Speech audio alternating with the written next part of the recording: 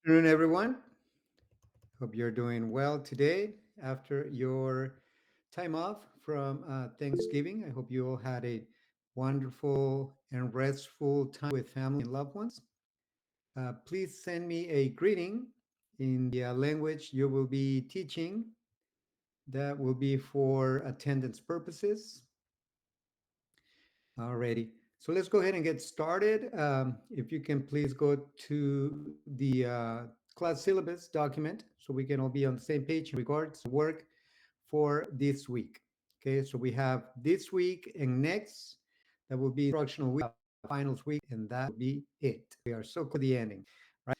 Alrighty. So let's take a look at what needs to be completed for this week. But before that, if you can please give me a thumbs up if you can hear me just fine.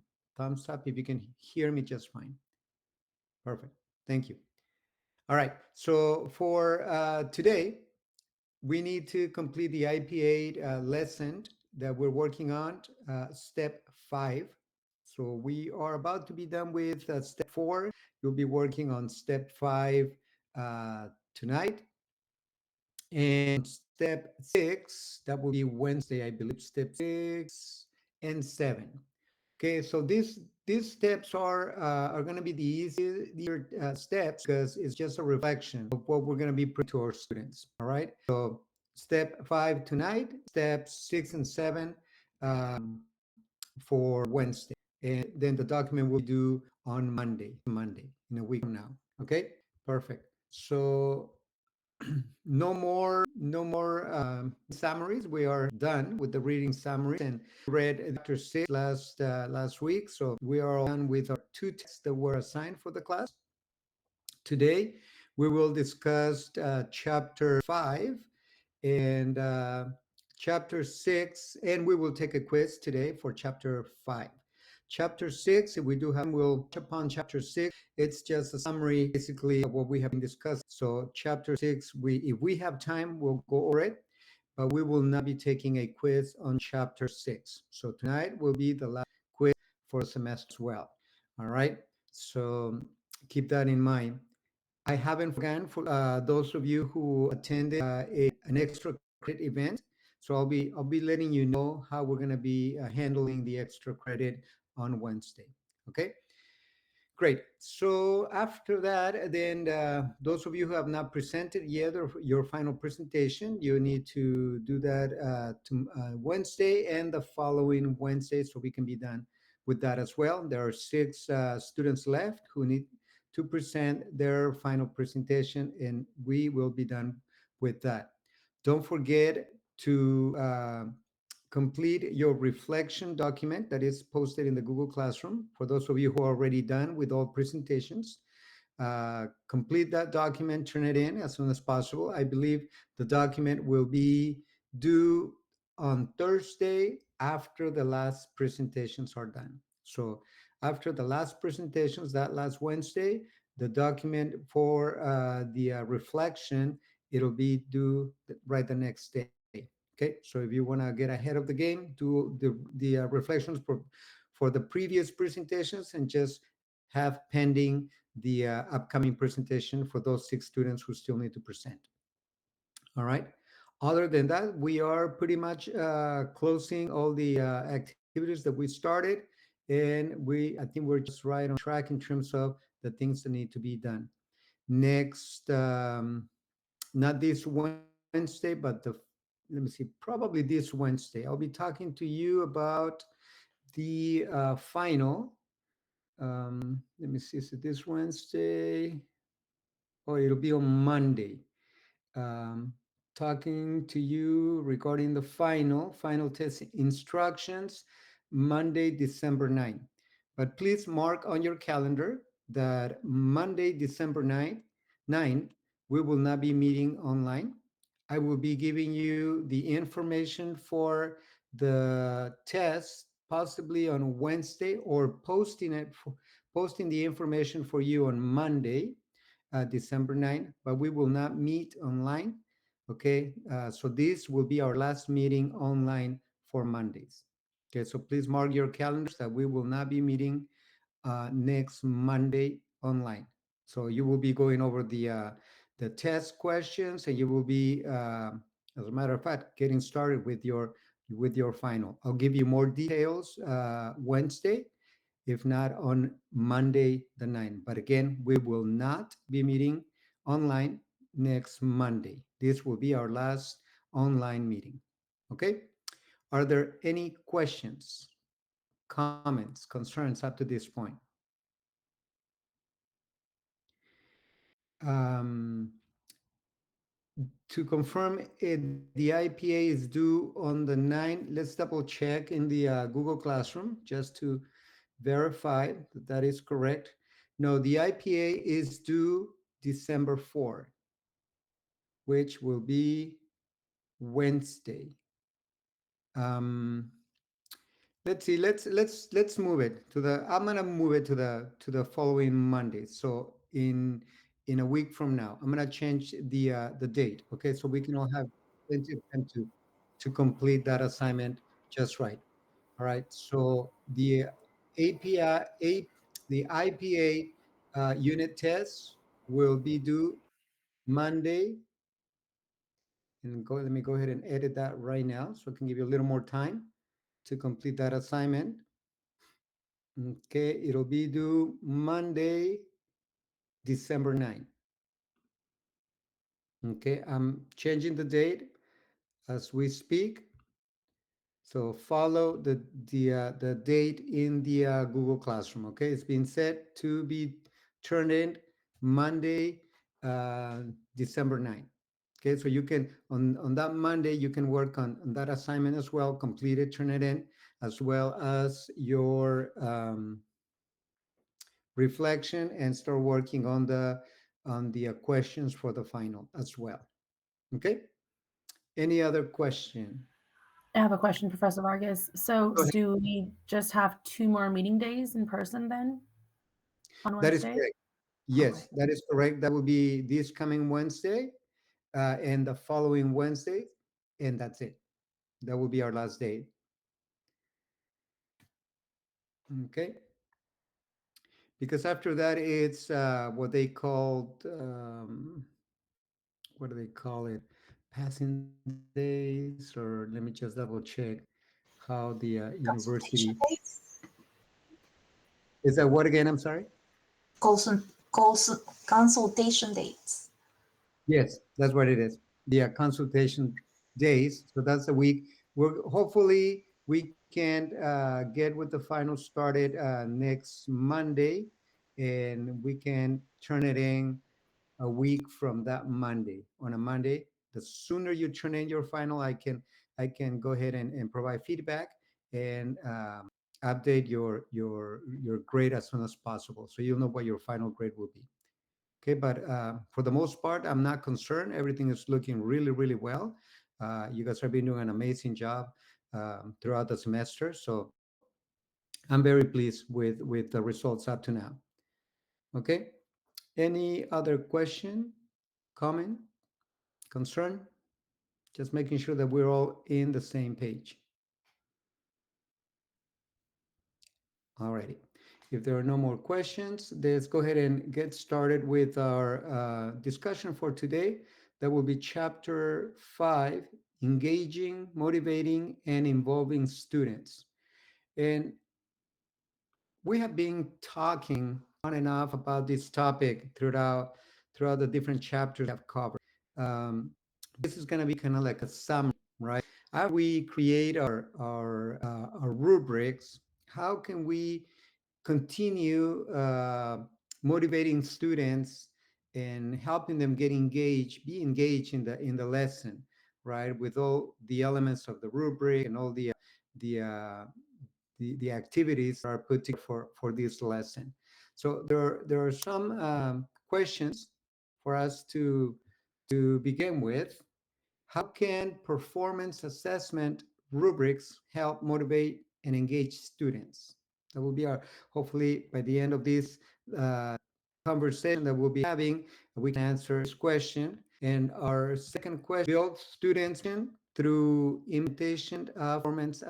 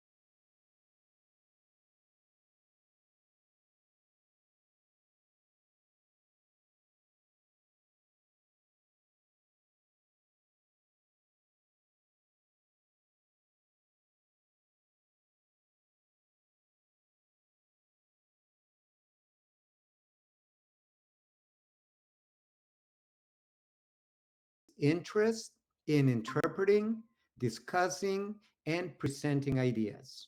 So once we have their attention, right, we can put a formula together. Instruction plus student interest equals engagement. Let me repeat that one time. Instruction plus student interest equal engagement. If the students are interested, if we have a student buy-in in our activities, in our lesson as a whole, they will be engaged. They will be willing to work and to practice and use the target language, right? And when they're not. So to begin with, we need to define the essential question or questions for our lesson.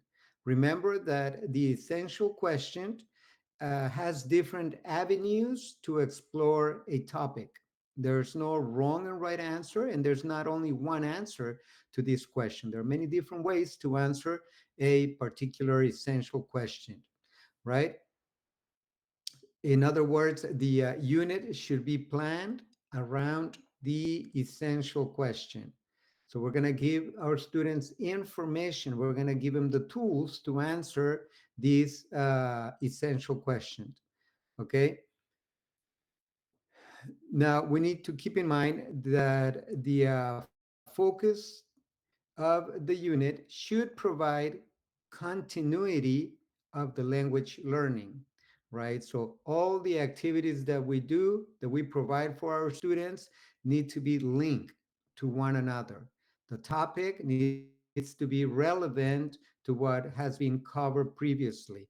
We go on a tangent and start talking about something completely off, something completely different than what our objective is. Remember, we have learned that every move, every step of the way needs to be meaningful and effective, right? It's very easy to go off on a tangent and start talking about something completely off topic, something completely different than what our unit is. And that usually happens when we are not prepared, right? Because we want to the time, right?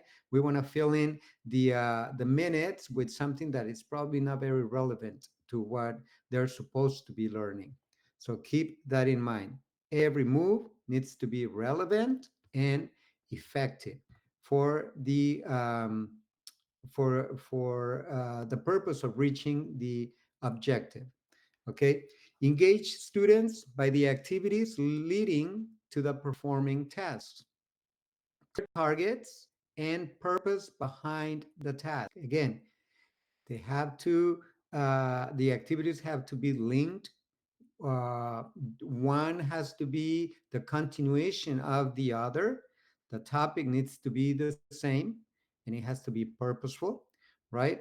The communicative instructional tasks need to be present. Remember that we don't want our students just to memorize words, or that they just need to learn about grammar. All those things are important, but we need to give them a reason why. And the main reason is that we're learning vocabulary, we're learning grammar for the only purpose to communicate with one another. All right. The activities should prepare students for the assessment. Bottom line. Okay, so remember that every move needs to be meaningful. Every move is going to be similar on the same way they're going to be assessed. Okay, we cannot be having our students just memorize words and then have them do an interpersonal task, right? They're not going to be ready for that, even when they memorize a list of words. So each activity needs to prepare our students for the assessments for of the lesson.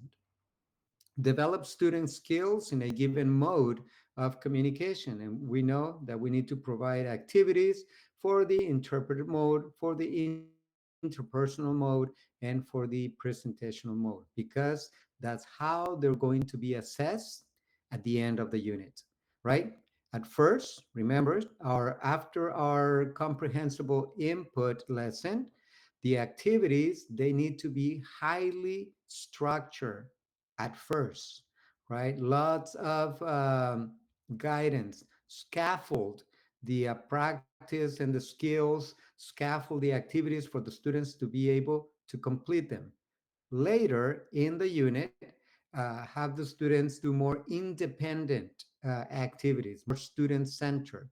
At first, tends to be a little more teacher centered, right? But little by little, we're giving them that freedom so they can start working on their own. They can the activities can change from teacher centered to student centered. Okay, it's similar to what we know as the release model, right? I do it, you watch. You do it, oh, you do it. No, I do it, you watch. We do it, you do it, I watch, right? Kind of idea. So that is called the gradual release model. So the idea is that first we're giving them a lot of coaching, the first activities. As they're progressing in the lesson, we're giving them a little more freedom until they are more student centered. They're on their own. Okay. Also remember that in the process, formative assessments are critical to prepare students for the summative assessments, because in the formative assessments, we're going to be providing that feedback that they need to get better at the lesson at hand. Okay, so important that formative assessment. Any questions, comments at this point?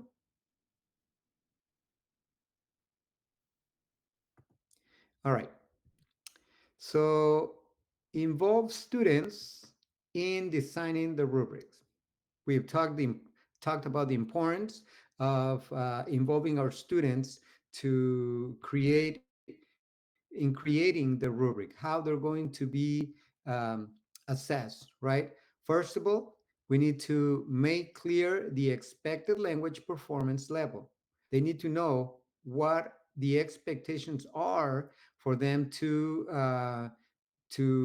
be ready, or for them what the expectation is for the lesson, and what are the things that they should be able to do and demonstrate to you to know that they have mastered the skill, right?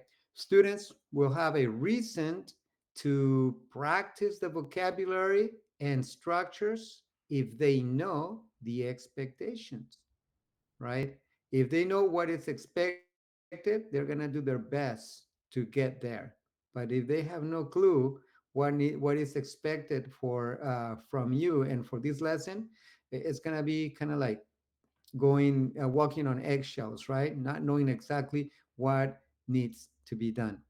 So the rubrics the rubric should reflect the qualities of real context language.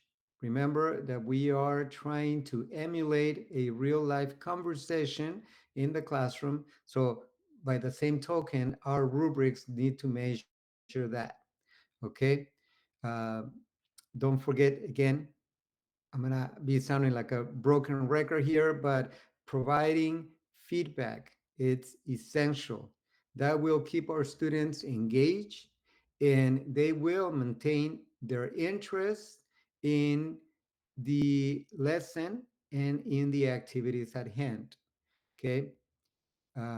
It's important that we provide different types of feedback, but one of them that is very crucial is when provide feedback on strategies when communication breaks down, for example, because this is very common, especially in the lower levels, right? They say the little bit they know, especially when they're doing conversations, and all of a sudden they run out of ideas, they run out of vocabulary, and have no clue how to move on the conversation.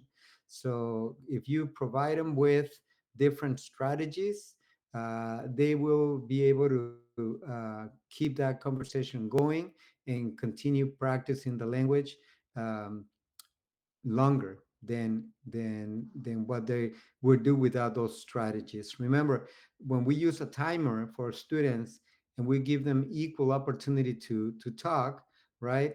We tell them or at least this is what I do, and I think I have shared with you.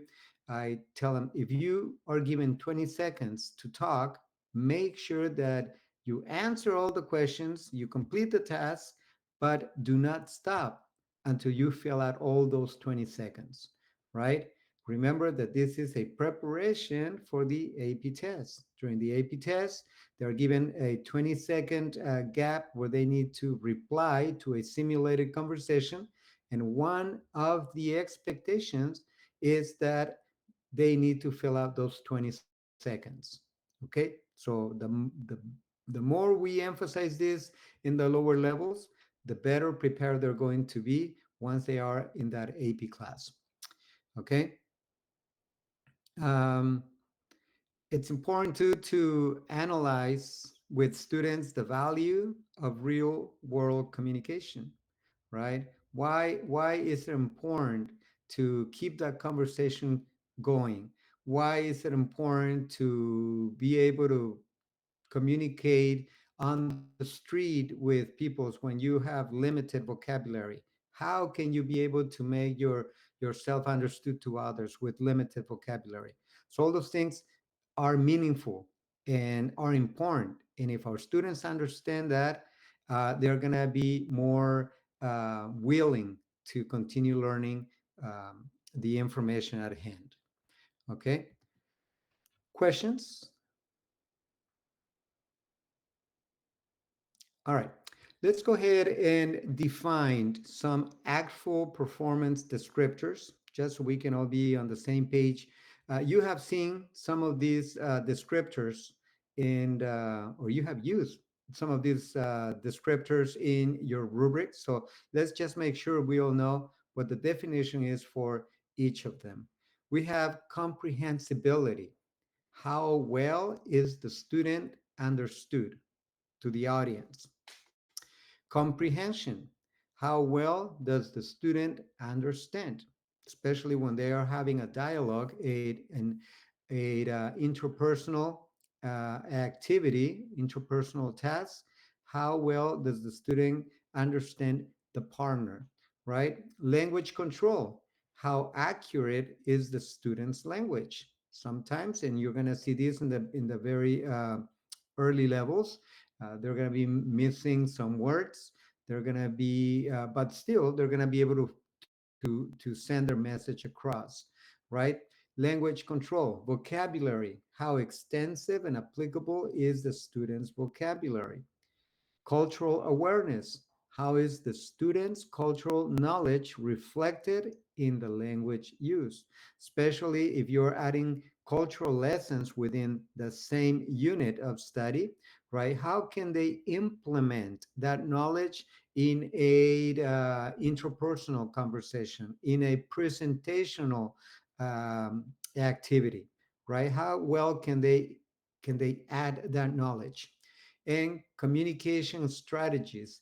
How does the student maintain communication? What we were just talking about. How can they keep that conversation moving forward? Okay, so knowing that these are some of the criterion that we use in our rubrics, so it's important that we give them strategies to be successful in every single one of these uh, criteria. Okay, continuing. So, involve students. How can we keep them or involve them in creating the rubric in the activities? Um, it's recommended that we involve students in refining the language of the rubric. Sometimes we use language that is not very appealing or is not very comprehensible to the students. So sometimes they can come up with language that they do understand and that they are more comfortable with when it comes to understanding the content of the rubric. So have your students give them an opportunity to have an input in putting the rubric together. Also have students give each other advice in how to meet the expectations, right? Sometimes we try to explain to the class a certain way, but other times it's more effective if a student explains to another student what the expectation is of the rubric. So help allow them to work in pairs or in groups to give each other advice in how to meet the expectations of the rubric. Have students write their interpretation of the rubric's expectations, right? You go maybe as a class, you read parts of the rubric and have them write down what is it that they do understand. And maybe in many instances, there are some confusion or um, different interpretation of what you really mean in the rubric. So this will clarify any misunderstandings.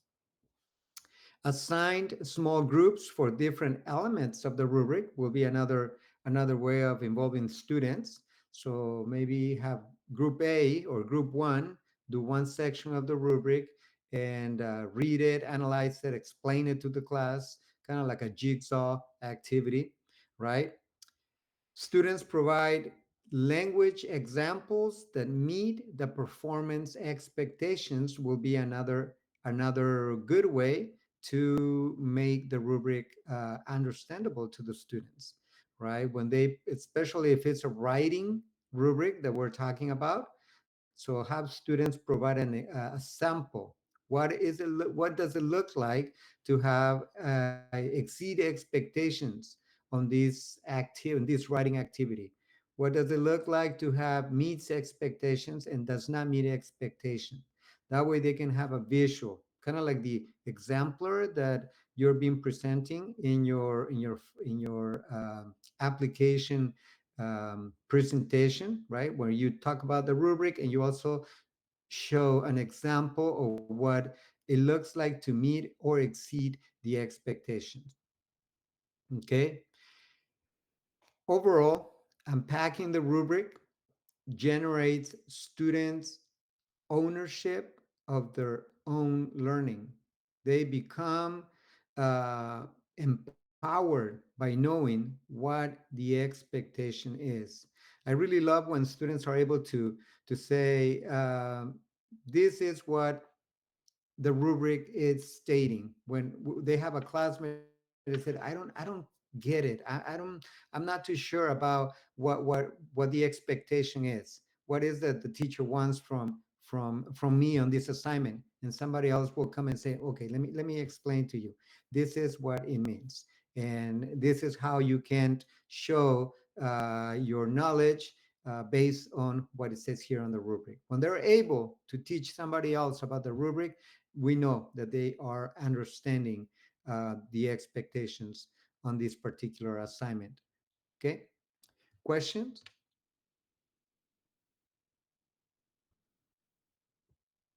All right. Focus students on their learning. Important, making sure that the main priority is them learning and acquiring more learning the language, right? Use rubrics and feedback to help students set goals for improvement. We're coming back to feedback again, right? When we are providing that feedback, students are able to see what they are lacking, what they're still struggling with, so they can improve on. The rubrics should be shared with students early in the unit. Okay, not only when the assignment is due, but early in the unit. So that way they'll know exactly what they're shooting for, what they need to be striving for throughout the whole process of the unit. Use the descriptors of the rubric to assess and provide feedback, right? So when we provide feedback to our students, make reference to the descriptors of the rubric. That way they'll know, oh, this is what the teacher means when he says that I'm not having that spontaneous conversation, right? Feedback takes many informal forms in the classroom. So you don't necessarily need to be giving individual feedback all the time. It could be as feedback as a class. You notice that they practice a conversation, an interpersonal activity. You notice a common mistake as a class. Just gather everyone, say, okay, this is what I'm hearing. This is how we can fix it. Let's try it over again, right? The purpose of the feedback is so they can make that correction. Okay. And something that we also need to be aware of is that the feedback can be provided in the target language, but it can also be provided in the L1, right? What we want with the feedback is for them to understand what needs to be fixed. And if you see that your class is not getting it when you're providing the feedback in the target language, then provide it in the L1. What we want is for the students to understand what needs to be changed. All right. Now, there are two types of feedback that we could use or that we could have in mind. Could be the responsive feedback over the explicit feedback. Now, the responsive feedback, it's a collaboration between the student and the teacher to solve uh, the problem at hand, right? Is to work together to come up with the right answer. Teacher scaffolds the task so students can find the answer. The teacher uses assistance and assessment questions to help the students move forward in the right direction. And this type of feedback provides students an opportunity to improve performance. So, this is what we call responsive feedback. This is the type of feedback we want. It takes a little more energy to do this type of feedback because we're not just giving out the answer, right? We're not just having the student guess without any support. We are working together with the students in come in getting the correct answer or the correct form. On the other hand, the explicit feedback um, is more of a didactic type of exchange with questions that assess the student's knowledge more than help them come to the right answer. And there is very little opportunity to improve performance, right?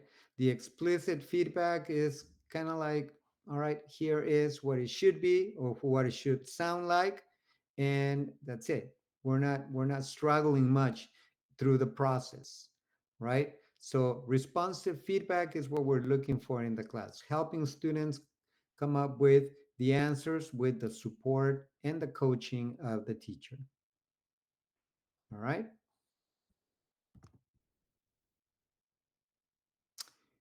And lastly, make the target transparent. Develop skills for assessing their own performance and progress. Explore with students that learning a language it's a lifelong process. It doesn't happen from one day to the next, from one year to the next, and let them know, make them aware, right? Let them know the talk talk to them about the language performance levels and say, look, in your year one, as the year one students in a world language class, this is what is expected from you to learn. So don't get discouraged if you're not fully talking to another person in the target language. During this year, you are going to be memorizing phrases, you are going to be memorizing formulaic language. Uh, be transparent with them. Don't tell them at the end of this first year, you're going to have a full blown conversation with another native speaker. That's not going to happen, right? So make them aware so they won't get discouraged about learning a a world language, right? Sometimes it helps to the student to allow them to lead a parent conference, right? Um, and have them explain to their parents how much they have learned, how much they knew at the beginning of the semester, and how much they know now that they're in the middle of the semester or towards the end of the school year. So this really allows them to see how much growth they have gained in a period of a semester or of a school year. So by letting them lead their own parent conference, you're empowering them and making them aware of their learning up to that point in time. Um, and again, make the target transparent. Let them know what they're going to be learning during that year. And if they can surpass that, even better, because they're going to be better prepared for the next coming uh, uh, level in language learning. Sometimes our students get discouraged. Sometimes um, I've seen that the level one classes are very, very full, but when it comes down to level two, they are decreasing. The numbers decrease. And by the third year, the classes are very small. By the fourth year, if they get to the fourth year, guess what? You only have a few who are making it to that AP. And that in part is because we're not making them aware that the process of learning a language, it's a lifelong process. It doesn't happen in 2 years, in 3 years. And yet some of our students, right, who go through the programs in 3 years or in 4 years, taking those AP tests and being very, very successful, we need to point those successes out so our students can realize that this is doable, that it is possible to learn a second language, not completely in 3 years and 4 years, but in a way that they're going to be able to have an exchange with uh, another speaker of that same world language, right? So we got to be transparent, we got to be realistic, but at the same time, we need to hold our expectations high. Let them know this class is going to challenge you, but it's going to help you learn something that you didn't know and that you're going to uh, that is you're going to use for the rest of your academic career, right? So when we are transparent that way with our students, the likelihood of them sticking around for that second year, for that third year, or that fourth year, right? It's a lot higher than when we don't talk to them. When we say, well, if you can stick around, fine. If you can't, well, too bad, right? So we need to kind of plan out for them, because many times they just think, oh, well, my counselor says I only need to take 2 years of world language and I'm done. No, talk to them, let them know. Well, true, that is true for your graduation requirements at the high school, but please know that the UC systems, if you're planning to go on to a UC system, they are requiring 3 years of world language, 3 consecutive years of world language, right? And if you already completed those 3 years, why not complete the AP class? Why not complete the AP language or the AP lit, right? That are available. Look at all the opportunities that you're going to um, receive once you complete those courses. Not only that, but talk to them about real life necessities. Here in California, is it necessary for them to speak more than one language? Some of these languages are very, very important for them to talk to, for them to know, right? For example, I like to bring up the point of to my students. Have you ever gone to the zoo? And look at the zoo, the description of the animals. How many languages do you see there? Yes, we have the description in English, and then we have the description in this other language, and then we have the description in these other languages. That is telling you the importance of knowing more than one language. Have you gone to the DMV recently? Have you seen signs that are not only in English but in other languages? Yes, that's correct. That's the importance. We are moving towards that direction of making these languages very, very important and useful in our everyday life. So they do understand that concept. And not only that, also make them aware that now with the dual immersion classes, those little ones that are taking uh, classes in two languages, now they are going to be their competition, right? When they're looking for a job and they only speak one language instead of being bilingual, like these little ones coming up being true bilinguals, guess what? Guess who's going to be getting that job? Especially if our our people here in the state require bilingual people, right? So these type of conversations have with your students so they can realize, man, it is important not only for the credits here at the high school, not only for the credits that I'm gonna need once I'd enter a university, but for real life purposes. And that's what we want. We want to be transparent. We want to be clear, and at the same time, we want to keep those expectations high. And believe me, if you keep those expectations high, you are prepared on a daily basis for every lesson. Every lesson counts. Every lesson uh, through goes to fulfill the main objective of the unit. Then your students are gonna be coming back year after year because they know they are getting something. They are learning something that otherwise, if they're not in your class, they're not gonna be learning. Okay. Okay, so with that in mind, let me ask you the following. How can performance assessment rubrics help motivate and engage students? Go ahead and type in two ways. How can performance assessment rubrics help motivate and engage students? Go ahead and type it on the chat that we can share it quickly. Two different ways. Something simple, short sentence.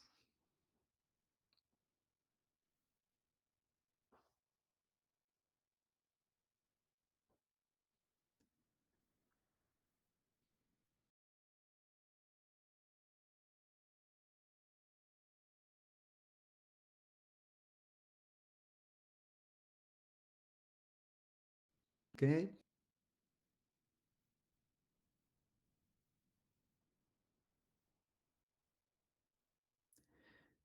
All right. By involving students, building the rubric, yes.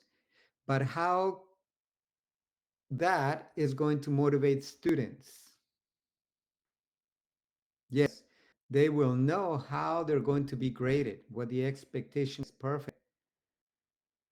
They will understand the goal of the unit. Therefore, they are going towards that goal. Good. They will know how they will be scored and how to get a high grade. Yes. Sometimes we need to just put it out there and let the students know, okay, what grade are you going to be working for? Are you going to be working for meets expectations, exceeds expectations, or does not meet expectations? Sometimes they have to be making their own choice, right? Somebody was telling me students have the right to fail, and they do. We cannot do anything about that. We wish they didn't decide on failing, but sometimes they need to in order to wake up and smell the coffee, right? They rubrics encourage active participation. Perfect.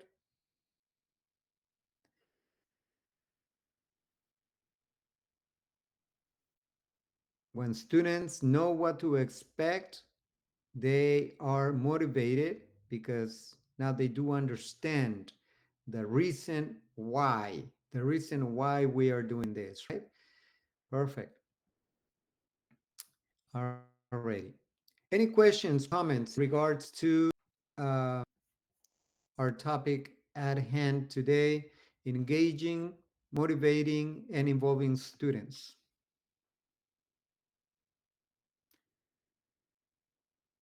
anybody has would like to share how in your assigned classroom this semester, any strategy that the master teacher uses to engage, motivate, or involve students?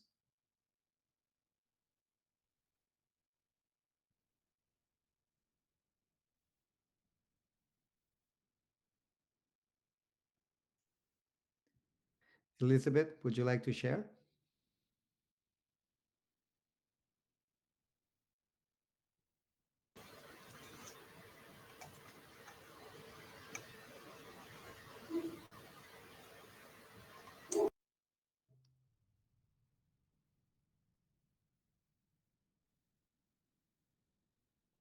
We cannot hear you, Elizabeth. Can you turn up the mic?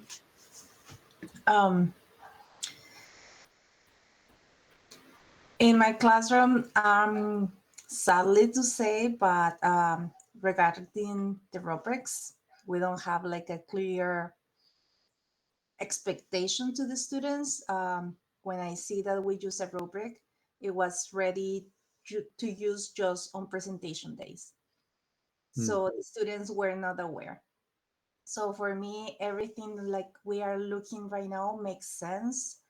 And it should be a great idea to just present everything to the students so they get involved, they know how they're gonna be graded. And in my classroom was everything by surprise.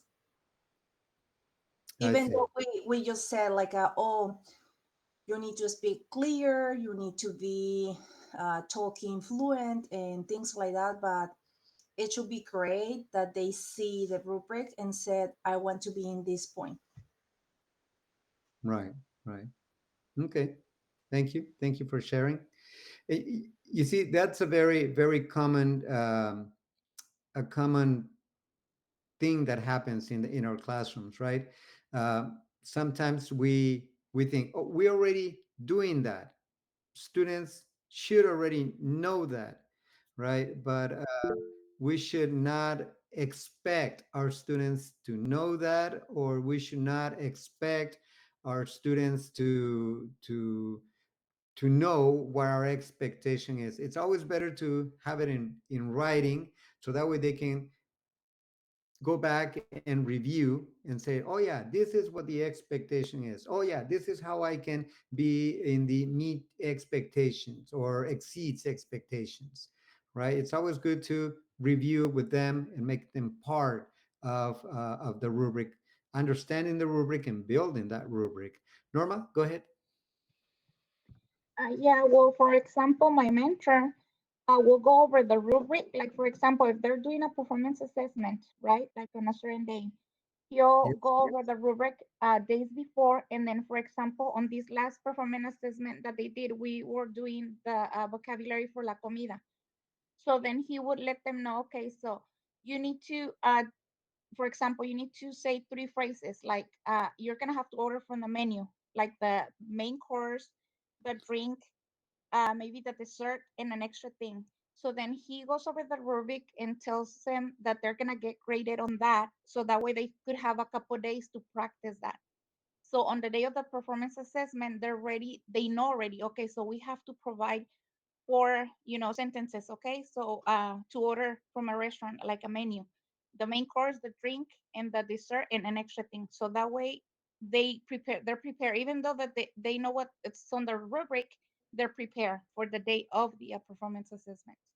So Good. he has them practice days before too. Perfect, perfect. And that's what we when we talked about those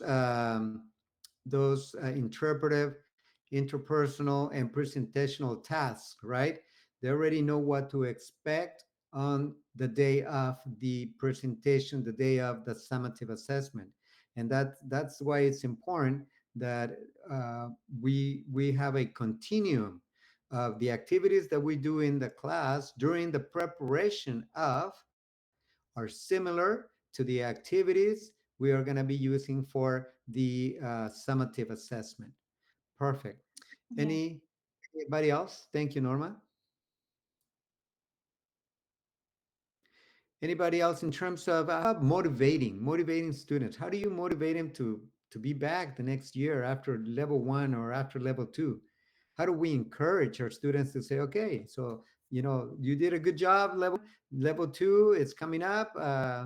Make sure you sign up for the classes, because we know that they sign up for these classes ahead of time before the end of the semester, right? So some students will come up to you and say, hey, what would be the next class I need to sign up for? But other students are not, they have no clue. And if the counselor says, oh, you're not going to take world language anymore, you're going to be taking, I don't know, shop or art. uh, I mean, how do you bring those students back instead of losing them in the process of anybody has seen sometimes of encouraging students, motivating students to stay in the program? On my case, like for my mentor, I see that he makes a connection with them because every time we go outside to greet that class, like the students, some other students, like from his other periods, will come to him and be like, "Okay, so I'm gonna sign up for your class for next year," and then but then I see that is the connection that he made with him during the first year, and they like him and they like the activities that he does, how he teaches, that they come up to him, because I seen that I've been a witness to that they come up to him and they ask him like, okay, so then if I'm on, Español dos, like, are you going to be teaching Español tres, nivel tres? And then he'll be like, no, but you should still, like sign up. Right, And then you'll let them know it's going to be with this teacher, but you have to continue. But because they like him, they listen to him too, because he right. did build that connection with them. He has earned their respect. Thank you, Norma. Judy, go ahead. So I kind of did the same thing when you build that connection, but since I teach the eighth graders, so I'm getting to know the other teachers, in like high school teachers that teach Hmong, and Hmm. so like I give them an opportunity to go and engage in the community, like at the Hmong New Year, Sacramento or here. If they bring back a ticket, if they bring back pictures, like I allow them to get extra credit for that, and then also just connecting them because we Computech we feed into Edison. So I've Right, had Mr. Yang over there come in and talk about Monk 2 and Monk 3 and what they do. And so it kind of sparks their interest. Like when you get further up into those levels, you incorporate a lot more of the culture and things like that. And so a lot of the students, my students, they don't just want to learn Hmong, but they want to learn more about the culture as well. So keeping them engaged and knowing where they're going and say, oh yeah, Mr. Ying's going to be teaching that, or Mr. Lee is going to be at Sunnyside, or just knowing the connection with the teachers and let them know that, hey, I'm going to make sure that you are going to be joining that class. I'm going to reach out to them, and I expect to hear that you're taking, you're continue on to Hmong too. So right. Good. Thank you for sharing, Judy. Elizabeth, go ahead. What I also noticed besides get in touch with the students is also get out of the routine. Don't take very serious the routine. Like be very strict with that. So sometimes it's good to be fun, be funny during the classroom. Like even though I know Ramon usually do this, and sometimes I do it too. Like I explain to the students like a different words in Spanish. It's not like a oh, it's just the doorbell. It's not the doorbell. They call it la chichara, el timbre. So you said you ring so many words to say something, and they start laughing because there are funny words for them. And I said like in different areas of Mexico, they call it like this, they call it like that. So they start just follow with the conversation. Right. Humor, and making that connection again, right? What everybody's been talking. Humor is always a good way to breaking the ice and making that connection. Thank you, Elizabeth.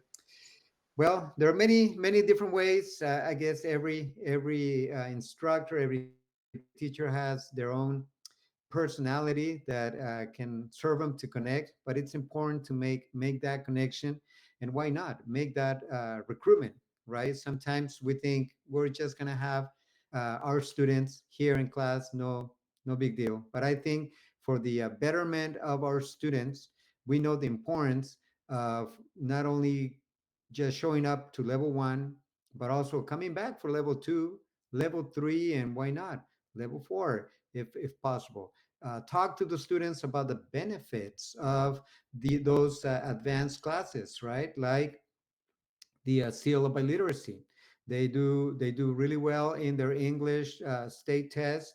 They also do well. They pass the AP test, and they have earned themselves a seal of biliteracy.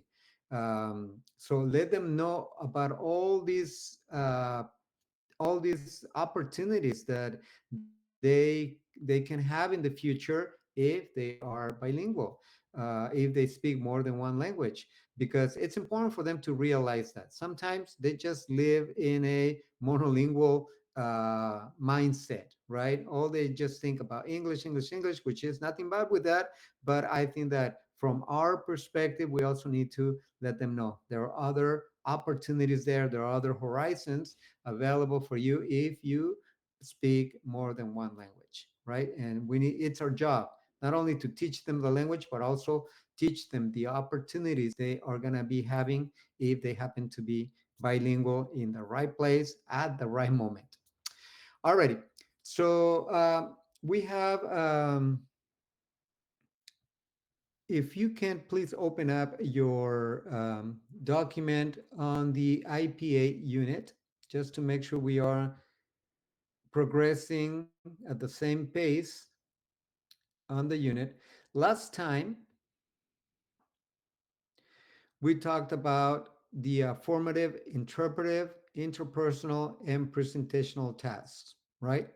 We made the distinction of what an interpretive activity is, what an interpersonal activity is, and what a presentational activity is, right? So remember, our formative tasks are going to be similar to our summative tasks, right? Now, everything that we practice during the lesson needs to be assessed in the same manner. So now that we have our three formative tasks, interpretive, interpretation, we need to come up with another three activities that we're going to use as our summative tasks. The activities we're going to use to measure that our students are actually learning and mastering the language at the point that we want them to master it. That is right. So make sure that you come up with another three activities that we are going to be assessing our students. And remember, between it's not only six activities, right, that are going to be part of our lesson. It's going to be more than that. We have between 5 and 6 different weeks for this unit to be completed. So think about, I don't know, maybe 3 to 4 activities a day that you are going to be giving to the students for them to complete.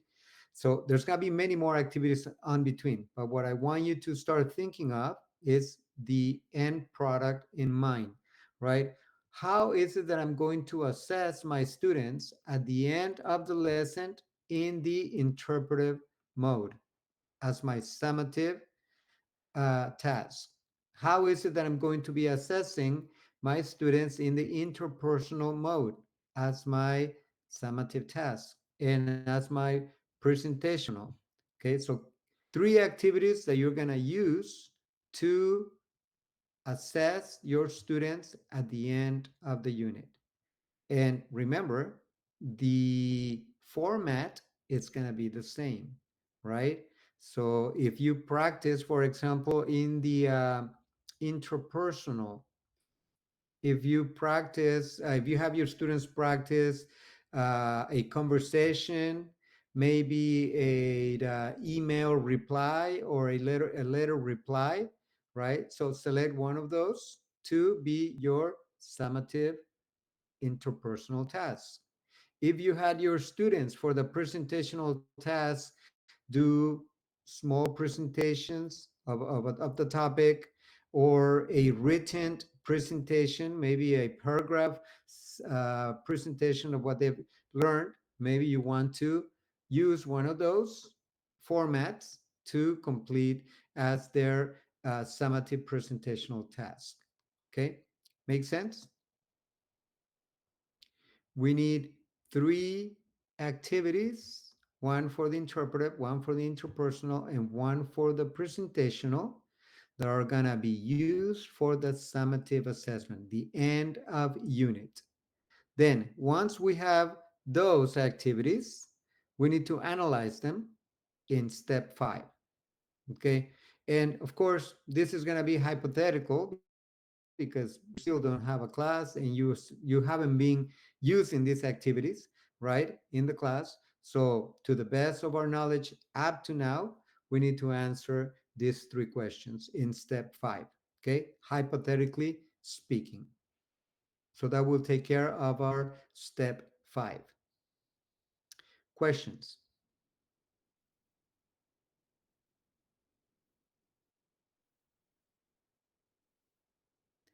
All right. So you complete step 5 tonight, and Wednesday after our presentations, we'll talk about step 6 and step 7, and that should take care of our lesson. Okay, great. So I'm gonna go ahead and open up the quiz for today. That it's already posted in the Google Classroom. That's quiz 12. This will be the last quiz of the semester. Yay, last one. All right, so I'm gonna go ahead and open it up. I'll be closing it at 8 today, 8 p.m. So make sure that you complete it, turn it in, and be done with it.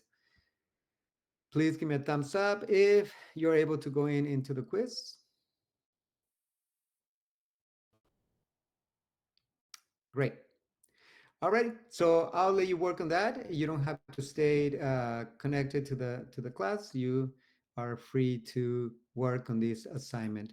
Have a great rest of your evening. I'll be seeing you on Wednesday. Good night. Thank you, Professor.